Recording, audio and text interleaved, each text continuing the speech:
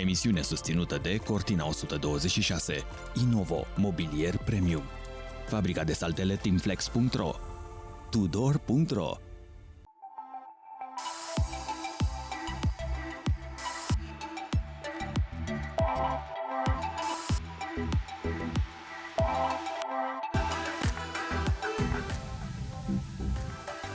Monumentele istorice sunt gardieni ai identității culturale a unei comunități sau a unei națiuni. Acestea sunt reflectarea valorilor, tradițiilor și realizărilor unei societăți în diverse perioade istorice.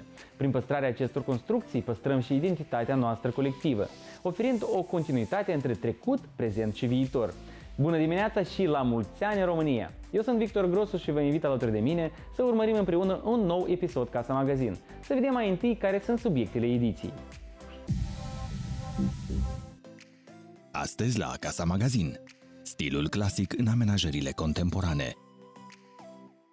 Importanța tâmplăriei de aluminiu pentru construcțiile de calitate.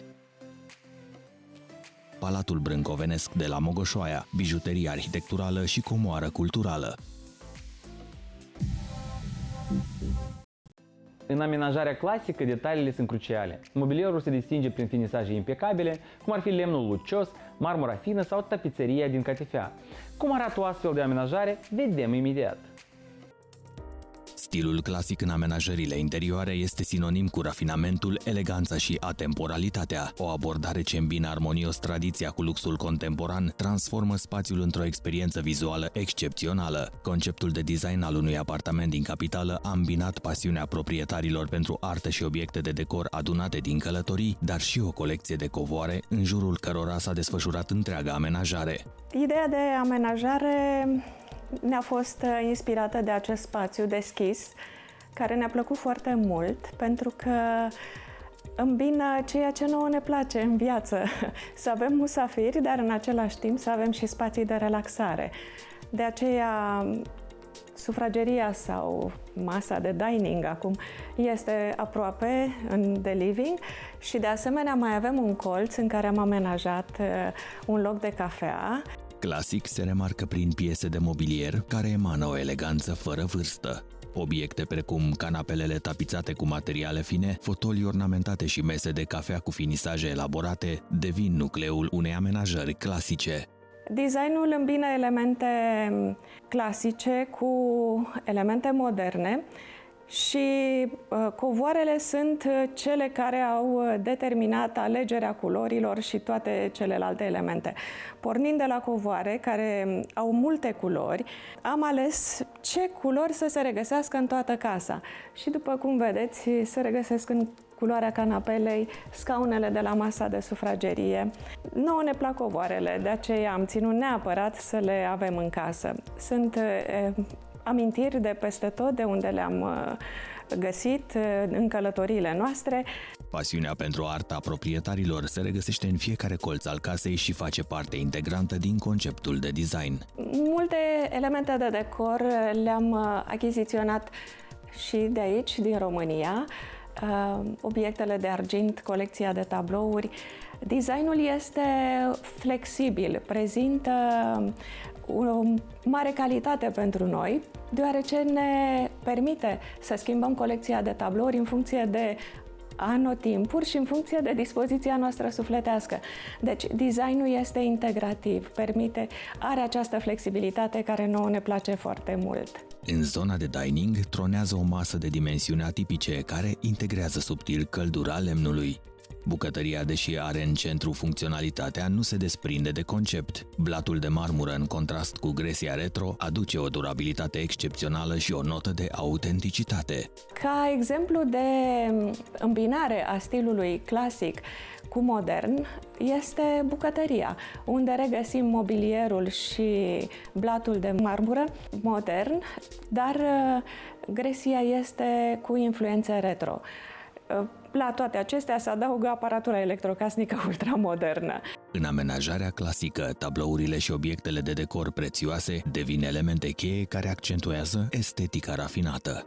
Reproduceri ale operelor de artă clasice sau creații contemporane semnate de artiști de renume aduc un plus de profunzime și personalitate în încăpere.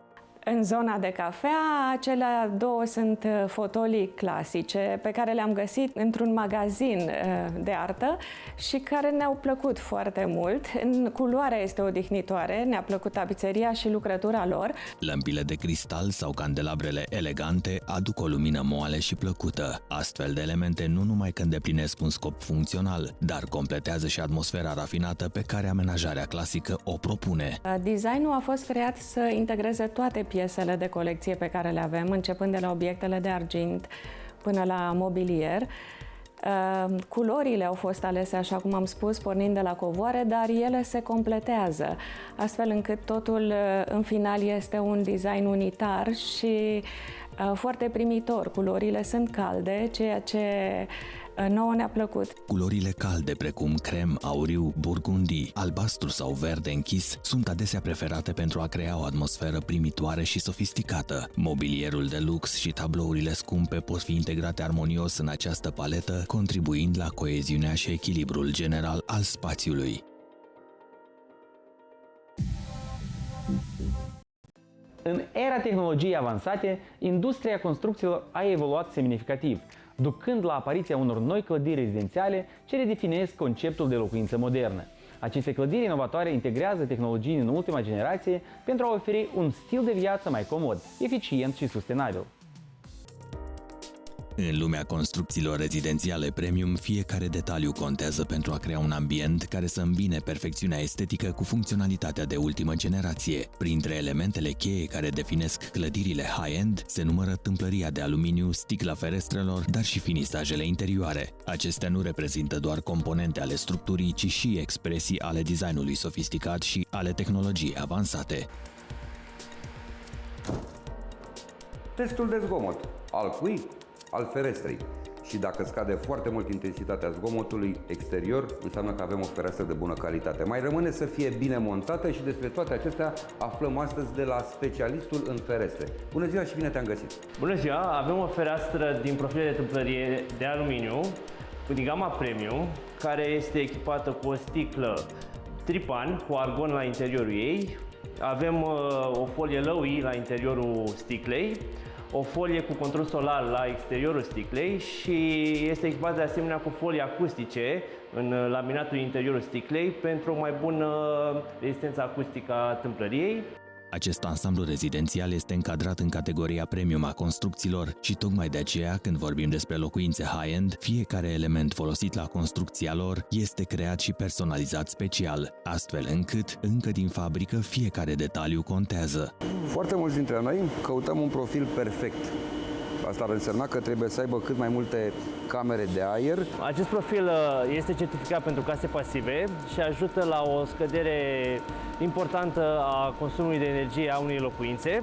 De asemenea, pentru a putea funcționa cât mai corect, sunt și un set de garnituri speciale pentru acest profil care se folosesc, care ajută la închiderea etanșe a ușii. Nu numai partea funcțională este importantă atunci când vorbim despre tâmplăria de aluminiu, ci și cea estetică. De exemplu, pentru acest ansamblu, arhitecții au gândit un concept care îmbină estetica exterioară cu cea interioară. Special pentru acest proiect s-a dezvoltat un profil de glaf perimetral care ajută la designul tâmplăriei, dar de asemenea ajută și la o închidere uniformă între tâmplărie și placare. În momentul de față, publicul, clienții noștri s-au educat în direcția calității și într-o direcție în care sunt mult mai conștienți de ceea ce își doresc de la o locuință. A adapta construcțiile la un astfel de concept înseamnă că setezi un trend și o direcție către un standard de viață foarte ridicat.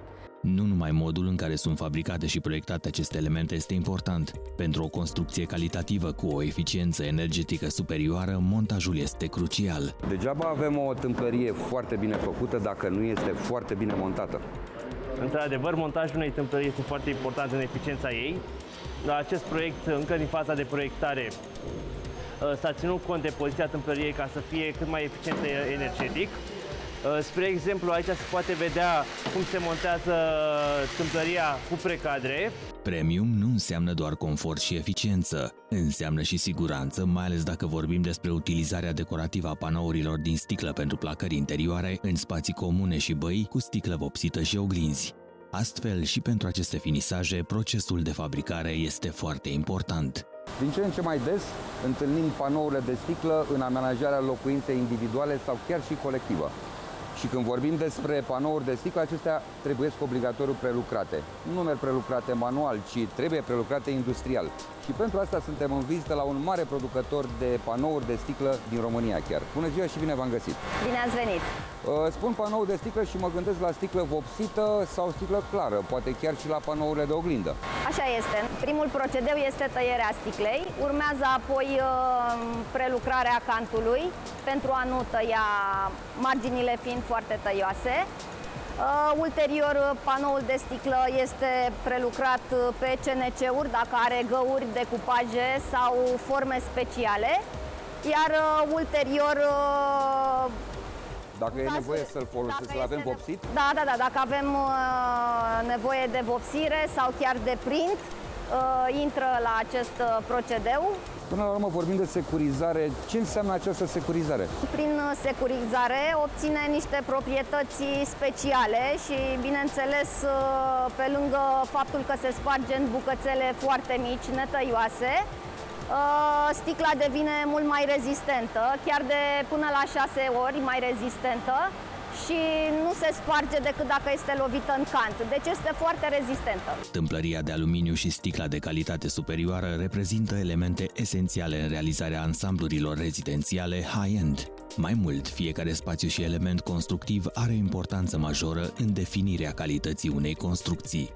Înseamnă un cumul de factori, de la cel mai mic amănunt ca un mânet de ușă făcut personal pentru proiectul respectiv și până la climatizarea care îți dă confortul necesar, fiind de ultimă generație cu inteligență artificială, deoarece suntem în această era inteligenței artificiale. Investiția în tâmplărie și sticlă de înaltă calitate nu este doar o opțiune estetică, ci și un pas semnificativ către crearea unei experiențe rezidențiale de excepție. În episodul următor vorbim despre importanța sistemelor de climatizare inteligente și ce avantaje aduc acestea.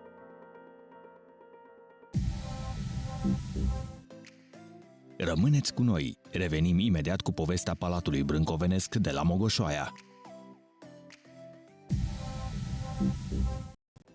Unul dintre cele mai emblematice monumente istorice din apropierea Bucureștiului este Palatul Mogoșoaia. Construit în stil brâncovenesc, palatul este rezultatul perioadei de înflorire culturală și arhitecturală din secolul al XVII-lea, sub domnia voievodului Constantin Brâncoveanu. Să-i aflăm povestea. România este o țară bogată în istorie și cultură, iar Palatul Brâncovenesc de la Mogoșoaia reprezintă una dintre cele mai strălucite bijuterii ale patrimoniului arhitectural românesc. Aflat la doar câțiva kilometri de București, acest palat este un simbol al perioadei brâncovenești, oferind o incursiune fascinantă în trecutul bogat al țării. Palatul de la Mogoșoaia, ridicat la începutul secolului al XVIII-lea din porunca domnitorului Constantin Brâncoveanu, spune una dintre cele mai frumoase povești despre arhitectura autentică românească. Suntem chiar în fața Palatului Brâncovenesc de la Mogoșoaia, un palat care a fost construit la începutul secolului al XVIII-lea de domnitorul Constantin Brâncoveanu. A fost construit, evident, în stil brâncovenesc, care, și trebuie să știți că arăta total altfel față de cum îl vedem noi astăzi.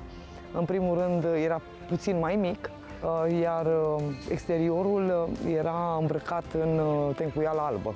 Recunoscută pentru stilul arhitectural deosebit și încadrată de către specialiști în sfera stilului brâncovenesc, clădirea a fost construită la 21 de ani distanță de momentul în care viitorul domn al Munteniei începea să cumpere pământ în zona din centrul localității de astăzi, Mogoșoaia. Prima clădire pe care Brâncoveanu a construit-o aici la Mogoșoaia, după ce a cumpărat domeniul, a fost biserica, care este mult mai veche decât palatul. A fost terminată în data de 20 septembrie 1688. Se păstrează pictura originală în biserică din vremea lui Brâncoveanu și acolo, tot în biserică, puteți admira și tabloul votiv în care este reprezentat, evident, domnitorul împreună cu doamna Maria, soția lui, și copiii acestora. Brâncoveanu a avut foarte mulți copii, 4 băieți și 7 fete. Pentru cei 4 băieți, domnitorul a construit câte o casă. La 4 ani după ridicarea lăcașului de cult, care mărginește și în ziua de azi vastul domeniu al brâncovenilor, voievodul, care avea să cunoască nu peste mult timp asprimea mâniei și ascuțișul sabiei otomanilor, hotărăște să ridice la Mogoșoaia întâiul său palat. Unul cu o destinație precisă, un dar către cel de-al doilea și cel mai iubit fiu al său, Ștefan. Știm toate aceste lucruri pentru că, ca și biserica, și palatul are o pisanie sculptată în piatră, în chirilică este sculptată, în care scrie că acest palat a fost înălțat și înfrumusețat de domnitorul Constantin Brâncoveanu, dăruit lui Ștefan al doilea fiu, în luna septembrie, ziua 20, 1702. Fațada palatului impresionează prin detaliile sale elaborate, cu ornamente sculptate în piatră și cărămizi. Ferestrele mari, bogat decorate, permit luminii să pătrundă în interior, subliniind eleganța și noblețea clădirii. Asasinarea voievodului și a copiilor săi este urmată de alungarea de pe moșia Mogoșoaiei a ultimilor membri ai familiei Brâncoveanu. Rămas fără stăpân, palatul de la Mogoșoaia este devastat de către turci. Sunt furate toate bunurile de preț. De altfel, acesta este și motivul pentru care nu se mai păstrează nimic în prezent din vechea avere a domnitorului, în afară de câteva picturi interioare. Interioarele în vremea lui Brâncoveanu erau și ele pictate, dar din păcate astăzi se mai păstrează doar două mici fragmente. Unul foarte interesant, cel din interior, care se păstrează, este chiar în fosta toaleta a domnitorului, pentru că deși acum există o scară în stil melc, cu marmură de Carrara, pusă de prințesa Marta Bibescu în secolul 20, atunci când a restaurat palatul, în vremea lui Brâncoveanu, e bine, acolo era toaleta domnitorului, care era formată dintr-un scaun fără șezută cu un vas de desubt. Este de remarcat că domnitorul nu ținea oala supată, cum țineau contemporanii lui din marile case regale ale Europei. După ce familia lui Brâncoveanu, și mă refer la doamna Maria și la fetele acestuia, 4 dintre ele, pentru că ele au trebuit să îndure un lung exil în Cutaia din Asia Mică, dar când s-au întors, undeva până la sfârșitul anului 1716, doamna Maria a răscumpărat de la turci palatul, pentru că turcii îl confiscaseră. Tot atunci, după decapitare, turcii au risipit bogățiile interioare, covoarele, argintăria, cărțile, tot ce exista. Nu se mai păstrează astăzi nimic de la Constantin Brâncoveanu, obiecte din vremea lui, aici la palat. După moartea ultimului urmaș al familiei, Grigore Brâncoveanu, palatul ajunge în 1832 la o fiică adoptivă a acestuia, Zoe Mavrocordat, care s-a căsătorit cu unul dintre cei mai bogați boieri ai timpului, Gheorghe Dimitrie Bibescu. Din acest moment, palatul de la Mogoșoaia cunoaște o nouă etapă a existenței sale, marcată de investițiile familiei Bibescu, care redesenează nu doar aspectul interior al clădirilor, ci și pe acela exterior, aducând modificări arhitecturii concepute cândva de domnitorul Constantin Brâncoveanu.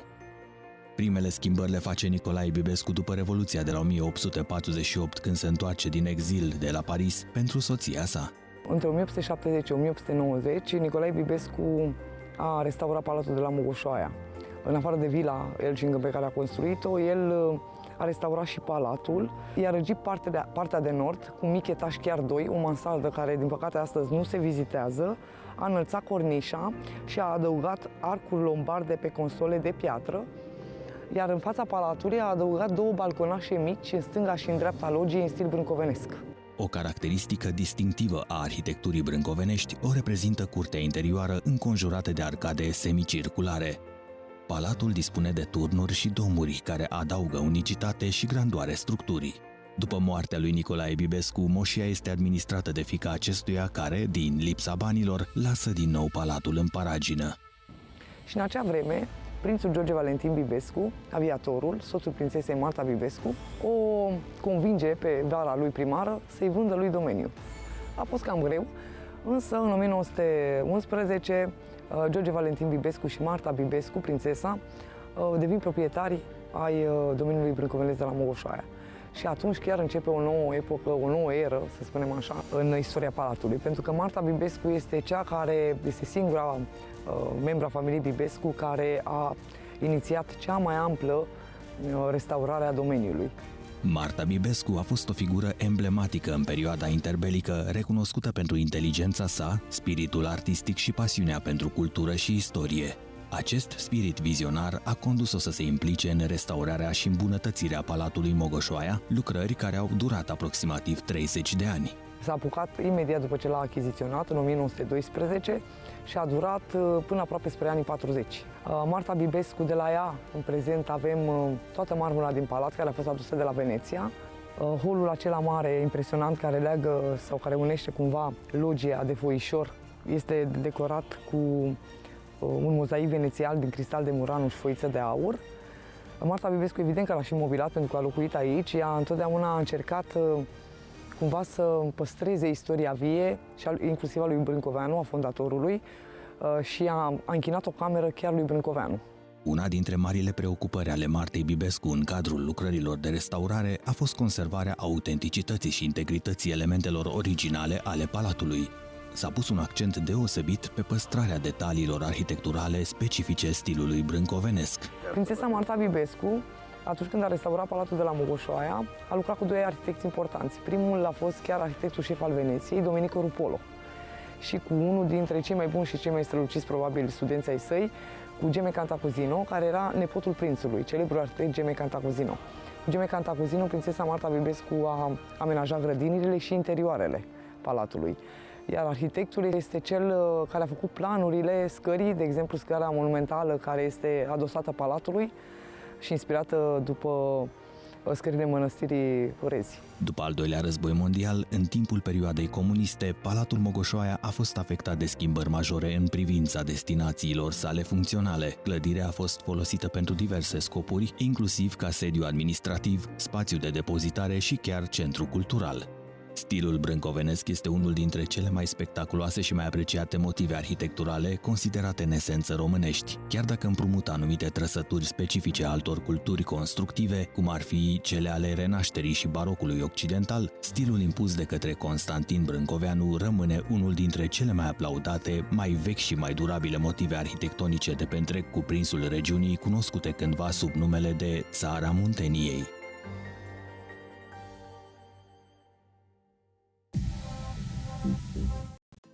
Am ajuns la finalul acestei ediții, noi ne revedem la aceeași oră săptămâna viitoare, când venim cu multe subiecte exclusive, arhitecți și designeri internaționali, dar și cu proiecte și informații inedite. Vă mulțumesc că ați fost alături de mine și vă invit să ne urmăriți platformele de social media și site-ul casamagazin.ro. Pe mine mă găsiți pe conturile de social media Victor Grosu și pe vlog pe YouTube, unde urc periodic un video nou despre design interior. Follow and subscribe!